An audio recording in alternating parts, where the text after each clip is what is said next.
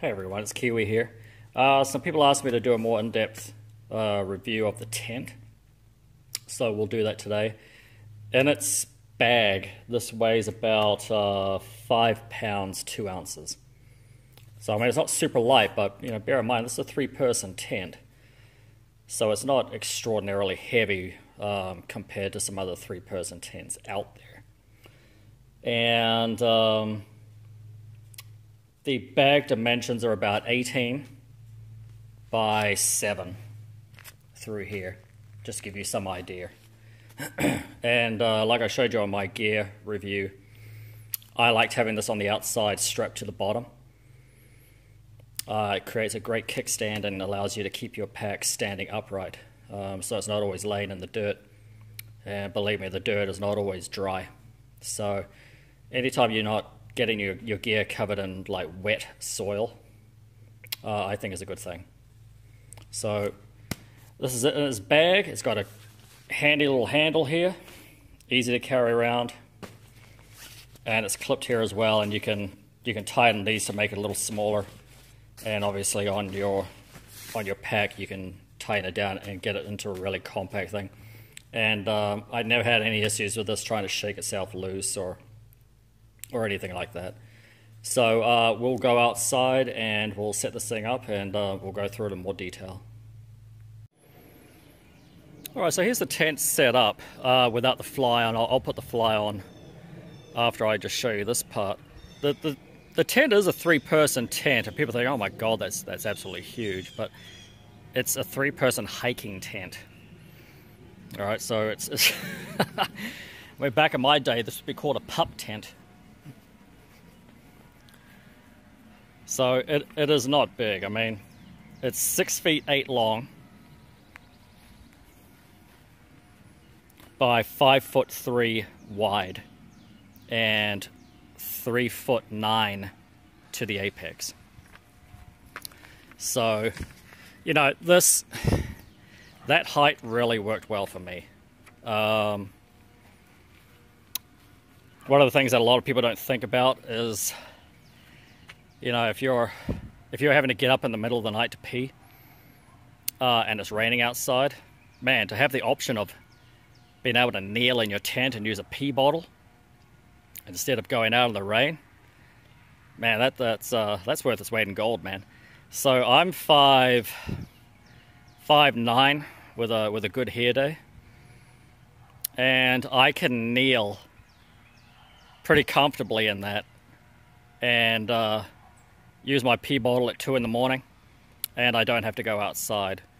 Being able to kneel in your tent just for anything is nice. And when you talk to people that have smaller tents, often they will bring up the fact that they wish they were a little taller, because it gets old. It gets old when every time that you're in your tent, you can only crawl around in it. And I, as far as I know, was the only single person out there with a 3-person. I met an elderly couple, or older couple. They had a 3-person marmot. But apart from that, yeah, everybody else had 2-person tents. And I think I met about 4 people that had singles. And every single one of them, when we got to talking about tents, wished that they had gone to a 2-person tent. The reason being that it gets old really fast being in a small confined space in your tent, because there's not a lot of room in there. All right, there's not a lot of room in a single-person tent. It's you and a bottle of water, depending on the company and the design of the thing. So, you can get by with a 2-person tent.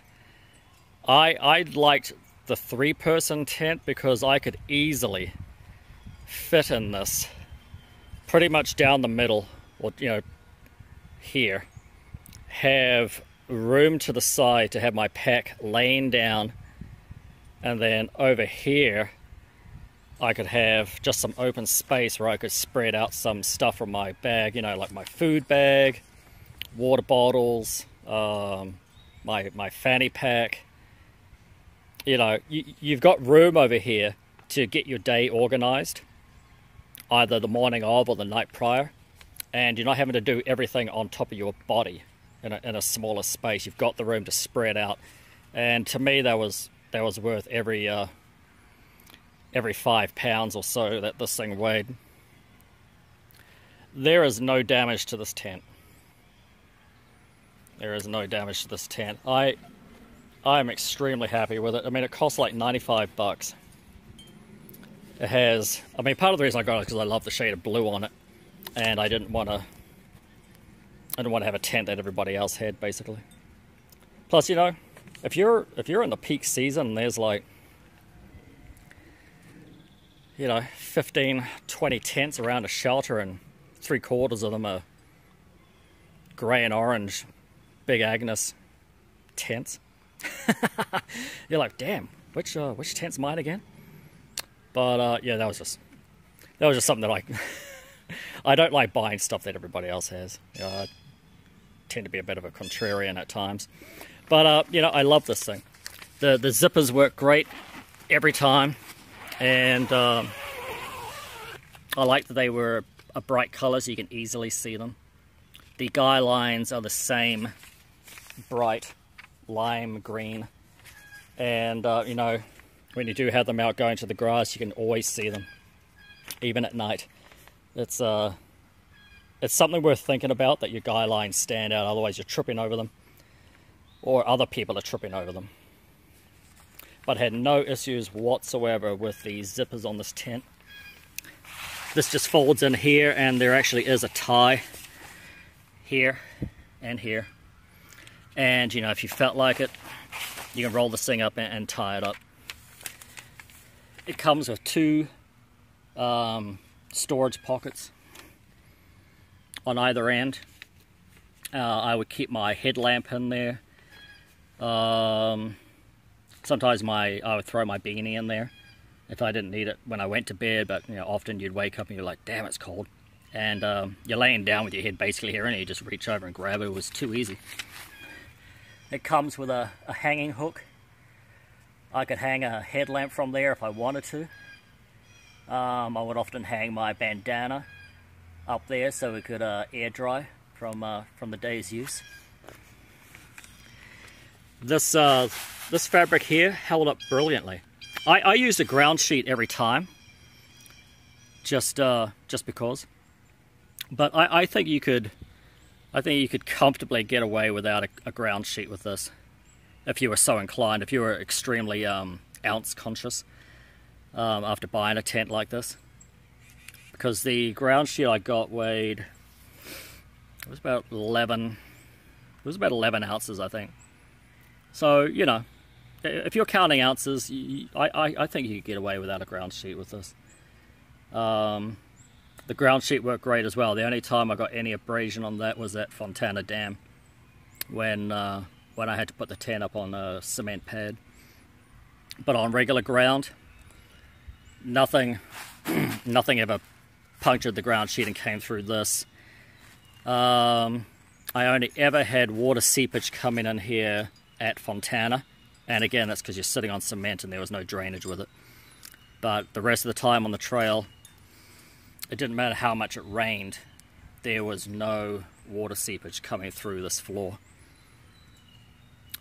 The sides, like the splash bathtub, could maybe be a couple of inches taller.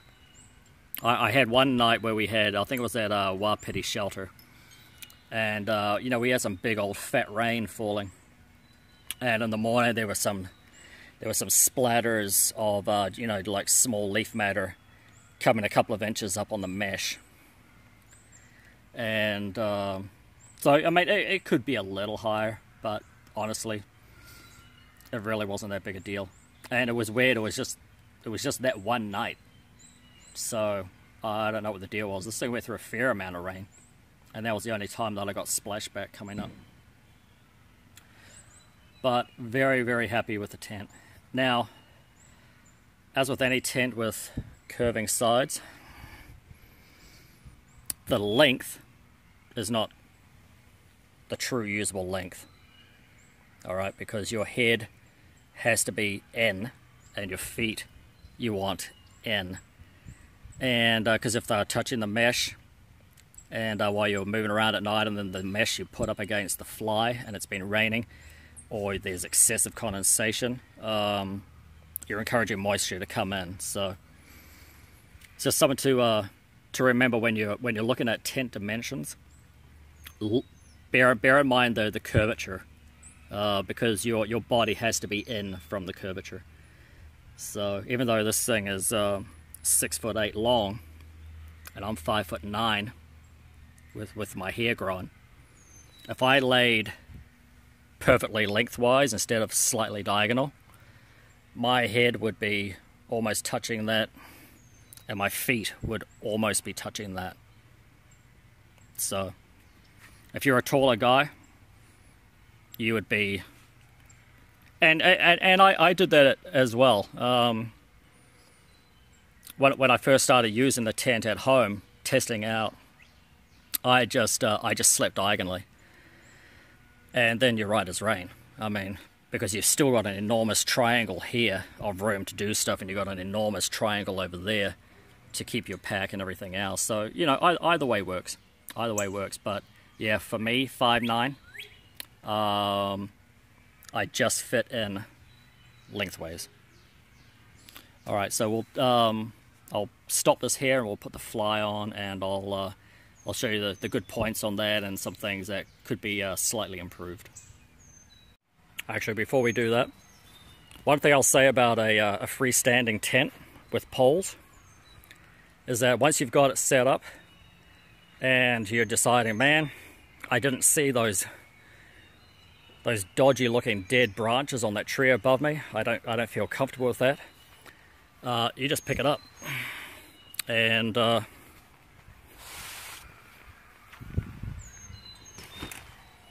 move it. Alright, there's something to be said for being able to pick up your tent and just carry it to another spot. And also, if you've got neighbors that turn out to be less than awesome, same thing. You know, it's not a problem. You just pick the tent up and you move it. So just something to consider as a comparison to being locked into using trekking poles. Alright, here's a tent with a fly on. It has dual air vents, and you know, these are fairly standard. Yeah, it's just a stiff piece here with Velcro on it. Here's double over, and I never had any issues with condensation in this tent. I really didn't.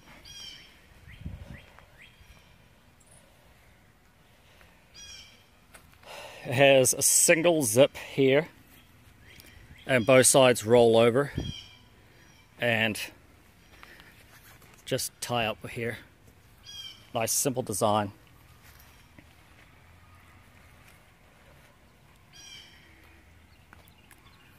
Now the vestibule on, I mean, I always called this the front door. So on the front door, the vestibule is not super generous. I mean, it basically stops here. So, but it didn't really matter to me because, you know, it was a 3-person tent, so all my gear was inside anyway, except for my hiking shoes and my Crocs, and I would keep those outside at night to air out the shoes and to put my Crocs on if I had to get up in the night or when I first got up in the morning. But you know, there's really nothing wrong with the design of this thing. I mean, there are some dome tents where this goes further out here, and if this had it, awesome. All right, awesome. But it didn't. But the room that it does have in the vestibule was exactly what I needed for exactly what I was putting outside. So it wasn't an issue. Now I'll roll up the doors and show you how that looks. And here it is with the front door rolled up. Nice little features here. These are highly reflective at night. So super easy to find if you're playing around with stuff. And you see what I mean about the vestibule not being super generous here. But again, man, if you've got everything in there except your shoes, that's all you need. That's all you need.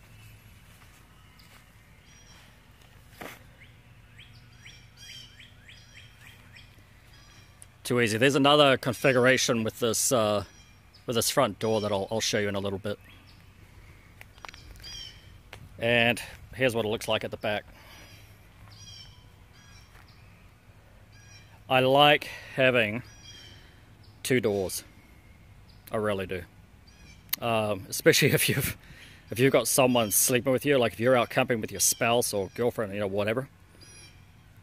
You're not climbing over each other to get out. If you're going to get up in the middle of the night, or someone's just wants to sleep in a little bit in the morning while you get coffee and breakfast started in the morning. I really like having two doors. I would never buy a tent with just one door, personally. And yeah, it's just a simple design. It absolutely works. No fuss, no muss. And I love the color.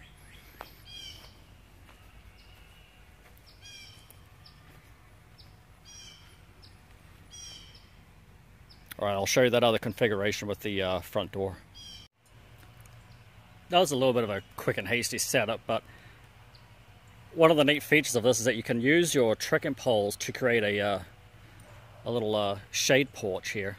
And I did this once on the trail, and it was nice. It was nice to just have a little bit of extra shade here. And I actually cooked here as well, just because I felt like doing it one night. And you know, you don't want to have an open flame around anywhere around your sill nylon tent, but because this is up so high, man, I just set it right here and it was good to go. And you know, this is a fun configuration if you're of the mindset to have like a Nero and but out in the woods, and you've got a really nice spot with a nice view, or you know, it's just a nice setting, and you can have your tent open and have this vestibule up. And I just thought it was a handy design feature. And you know, in a pinch, you could also shorten these down a bit, draw this down to here, and have a shorter one if it started raining or drizzling, but you still wanted to cook. Because if this comes down, you're creating more cover of the rain so that it doesn't hit the mesh. And I've tried it in that configuration just to see if it would work, and it does. It does. It gives you a little rain-free zone there to get some cooking on if you're so inclined. So yeah, it's a feature that I liked, and it was one of the reasons that I bought the tent, to be honest.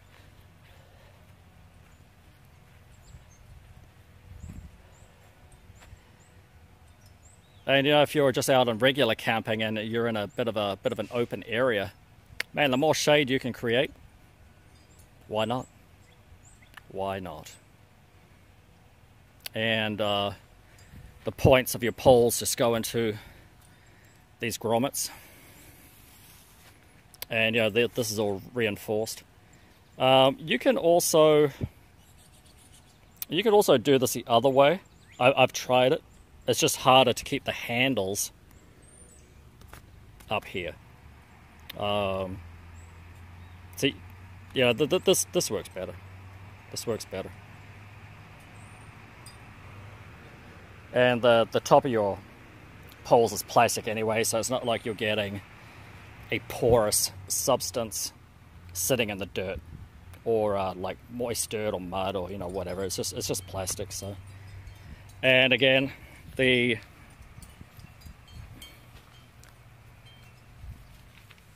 vestibule area here just showing. Now this is a little looser because I just did this fairly quick. This goes out another couple of inches to be taut. But you can see that, you know, Crocs fit in there easy, and I would have my hiking shoes here. And yeah, that was all I needed out in the vestibule area. Now, if you had a small pack, like a 50-liter pack maybe, I don't know, maybe you could try and fit it out here if you just had too much going on in there, like if you actually did have another person with you and you just didn't want the packs inside. Maybe you could get away with it, but mine was 75 liters and it just wasn't happening, so. But overall, I have no issues with this tent whatsoever, and it was 95 bucks. Totally good buy. Totally good buy. If anyone has any other questions about something that I've overlooked, feel free to leave a comment. I'll answer them to the best of my ability. But yeah, just a simple dome style. Totally did the job. Great ventilation in it. Double doors. No condensation issues at all. And the only time I had a drip coming in was around here. Water was, I don't know if it was accumulating on the stitch, but it would go through and drip onto the mesh a little bit, and I had like, I don't know, 2, maybe 3 drops land in there, and that was after a decent night of rain. So it was a good tent. It kept the water out, did exactly what was required of it. Hey everyone, this is the review of my little collapsible wash sink, and you know, you can tell by how it fits into my hand. This thing is very, very compact and light, and this isn't even 3 ounces, including the bag. So this was one of my favorite things that there was kind of a standout item on the trail. Like nobody else had one, but people really liked the idea of it. They hadn't thought to buy it or to research getting anything like this. But I love this thing. I absolutely love this thing. And when you've got access to water and you can use soap and water to clean yourself, man, there's no better feeling on the trail, I tell you. And especially for people who are starting out later, where every day is just, you know, a full body sweat kind of day. Man, this thing's worth its weight in gold. So I'll take it out of the bag and I'll go over the dimensions with you and just some of the features. So here we have the bag unfolded. It has 2 carry handles and a hanging loop here.